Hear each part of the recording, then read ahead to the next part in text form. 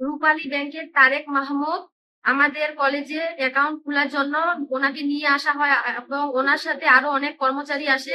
আমরা ওনার ওইখানে অ্যাকাউন্ট খুলি এবং অ্যাকাউন্ট খোলার পর যে যার মতো সবাই বাসায় চলে যাই।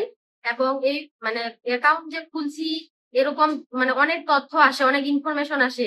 এই ইনফরমেশন গুলো আমরা অনেকেই পাইনি, তাই আবার ব্যাংকের কর্মচারীর সাথে যোগাযোগ করি যে আমাদের এরকম তথ্য আসবে কিনা। তখন উনি বলছে যে হ্যাঁ সময় লাগবে, আসবে। তারপর আমরা আবার চলে আসি ওনার ওখান থেকে।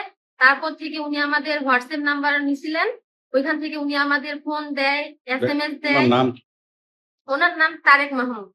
উনি ফোন দেয়, SMS দেয়, অনেক বিরক্ত করে এবং আমাদের অনেক ফ্রেন্ডকে এইভাবে SMS দেয়। তখন আমরা এগুলো অনেক দিন থেকে এইভাবে SMS দেয়, তখন আমরা এগুলা মানে অনেক বিরক্ত হয়েছিলাম। তখন আমরা এসএমএস গুলো কি খারাপ ছিল? হ্যাঁ, উনি বলে যে কি করো, কোথায় আছো, কেমন আছো, এত মানে ওর মধ্যরাতে এসএমএস দেয়, রাত 1টা 2টার সময় দেয় এসএমএস দিয়ে বলে যে রাতে খেলা দেখতেছো নাকি। আমি তখন ওই এসএমএস গুলো সিন করি না। তখন উনি বলে সকালে আবার এসএমএস দিতে বলতেছে তুমি ঘুমাই গেছিলা নাকি, কেন এসএমএস সিন করো না, ভবিষ্যৎ টাকা কি খুব দরকার, টাকাগুলা কি লাগবেই।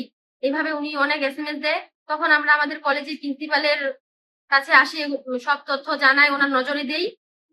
এখন এটার একটা সুষ্ঠু বিচার চাই, যেন এরকম আর না হয়। আমার অনেক ফ্রেন্ডকে এইভাবে সে বিরক্ত করেছে।